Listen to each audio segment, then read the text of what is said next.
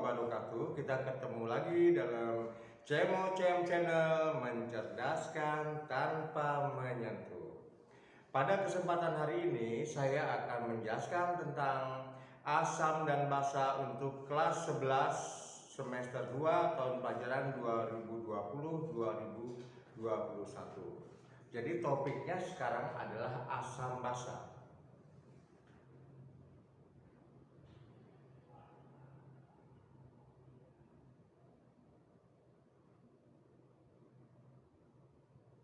Asam basa. Teori asam basa ini mengalami beberapa perkembangan teori. Yang pertama itu konsep asam basa berdasarkan Arrhenius.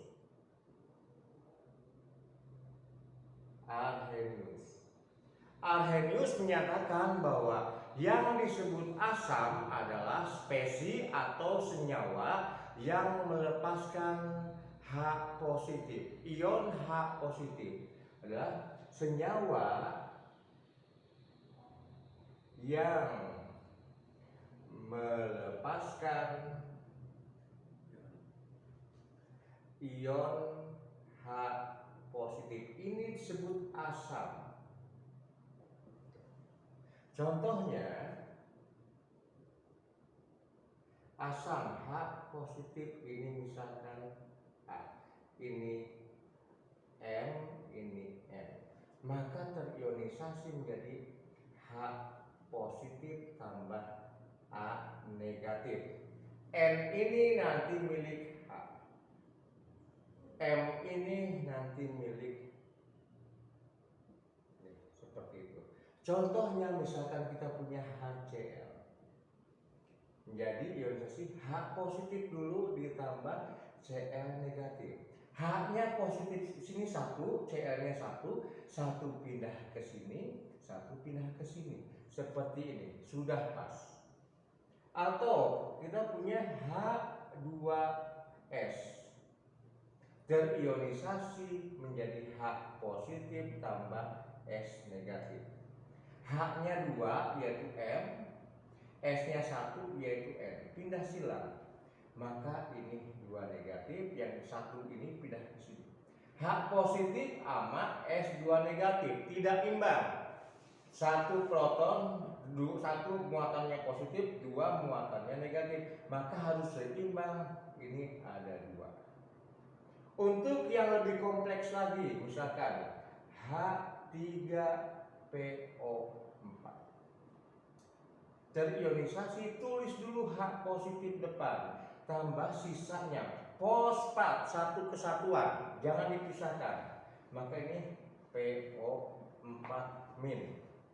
3 adalah M, dalam kurung ada angka 1 sini N, jadi ininya 3. 3 negatif dengan 1 positif tidak imbang karena senyawanya netral, maka ada angka 3. Itu pengertian asam menurut Arrhenius. Yang kedua di sini,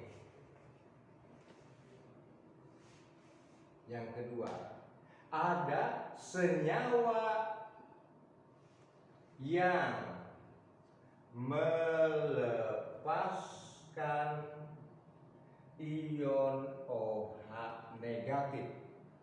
Nah, yang seperti ini kata Arrhenius disebut adalah basa.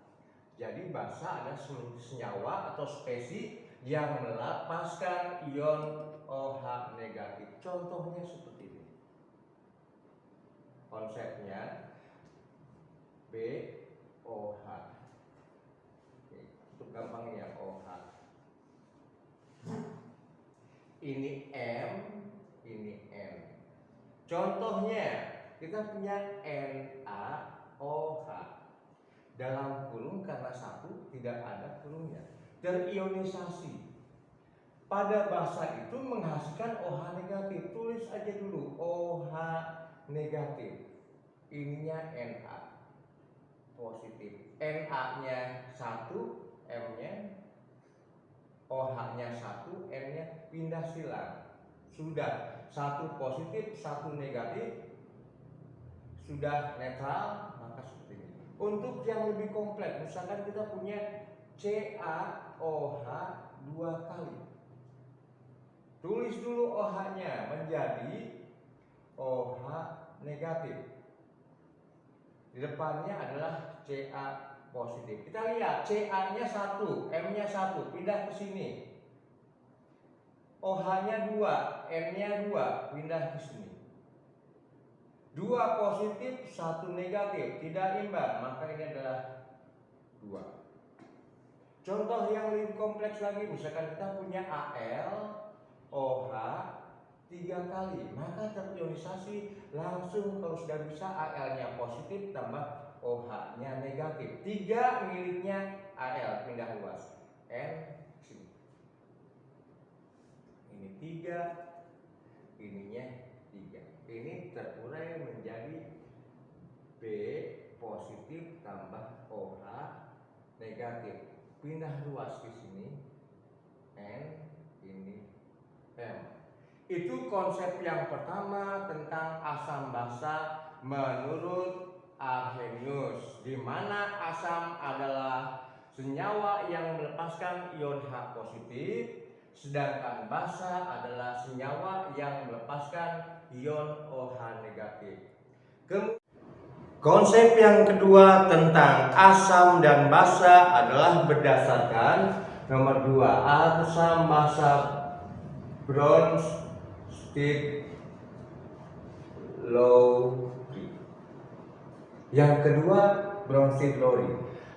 Menurut Bronsted-Lowry bahwa yang disebut asam adalah spesies atau senyawa donor proton. Di sini protonnya adalah ion H positif. Sedangkan basa spesies atau senyawa resipien proton atau di sininya H positif.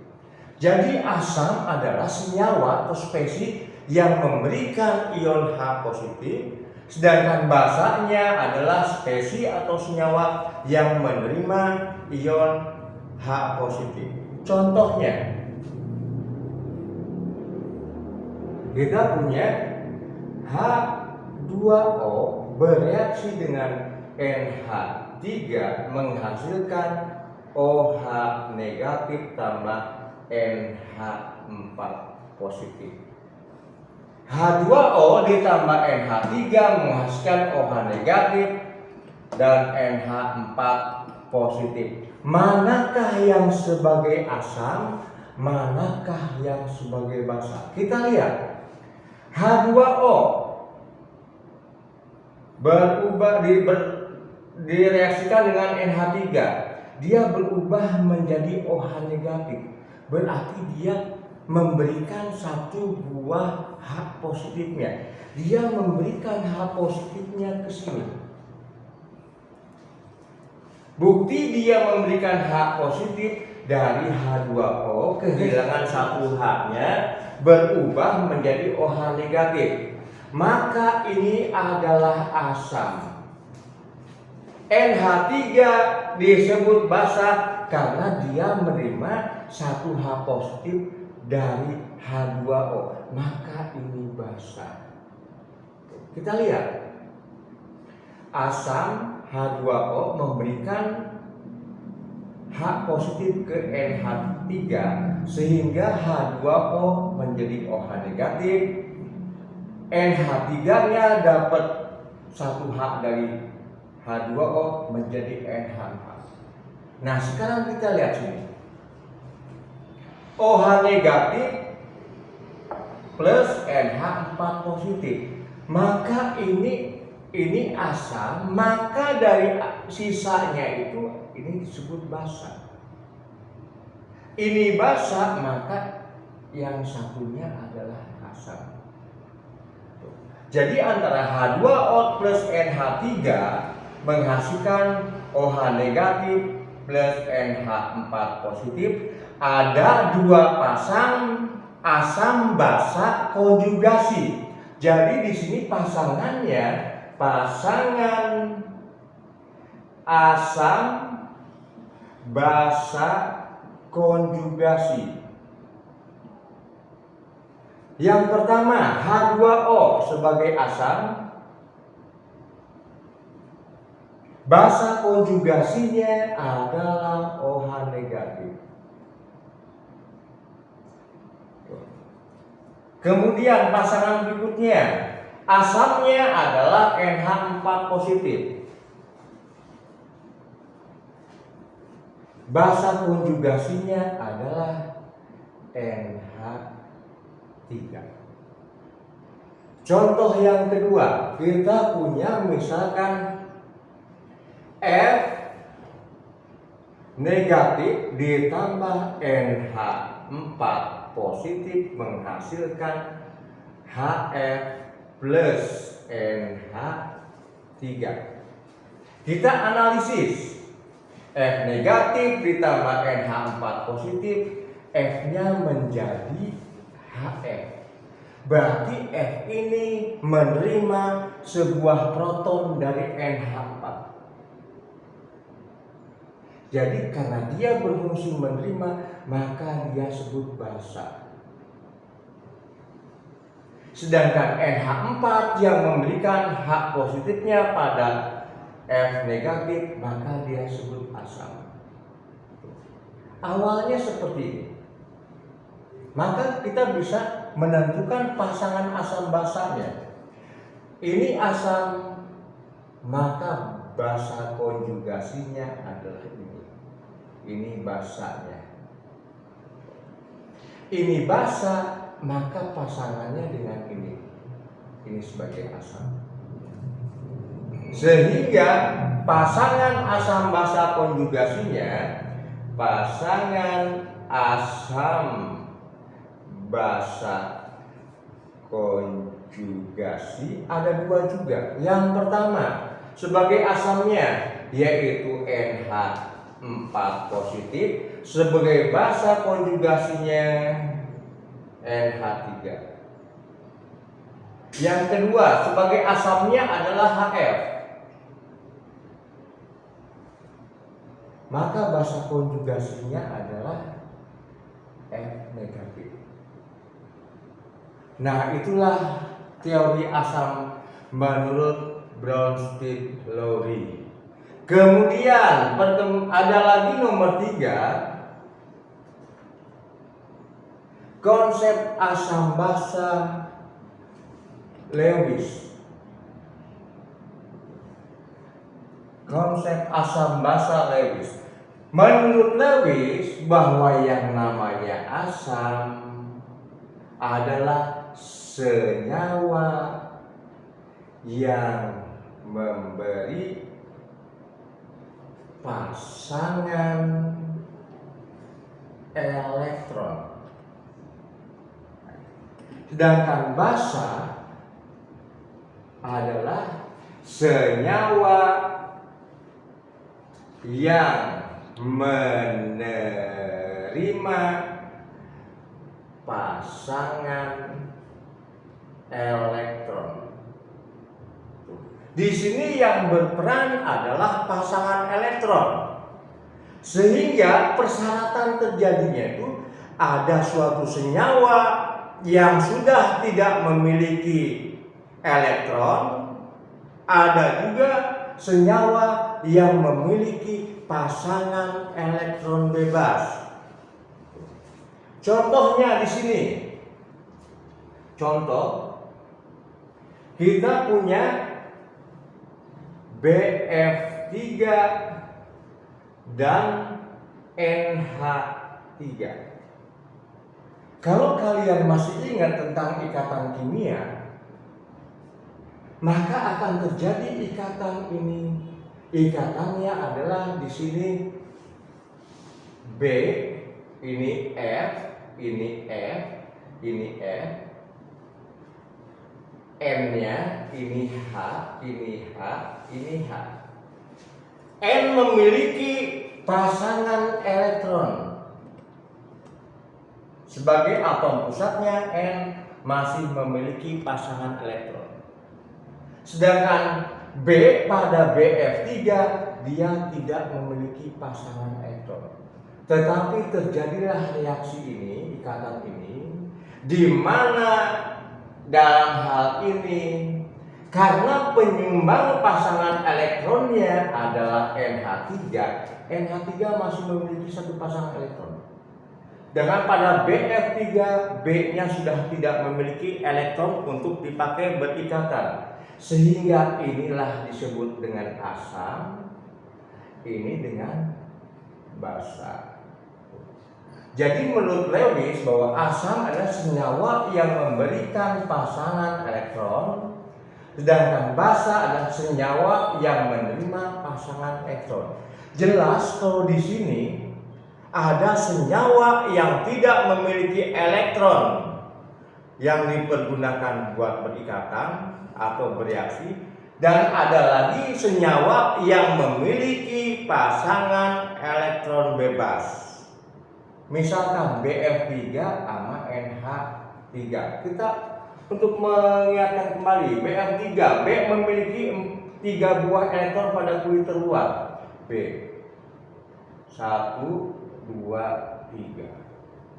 F memiliki 7 elektron pada kulit luar. F 1, 2, 3, 4, 5, 6. Seperti itu, sama ini. 7 elektron pada kulit luarnya. Sehingga B sudah tidak memiliki pasangan elektron. Sedangkan pada NH3, N memiliki elektron pada kulit luarnya 5. 1, 2, 3, 4, 5. Yang 3 dipakai oleh H.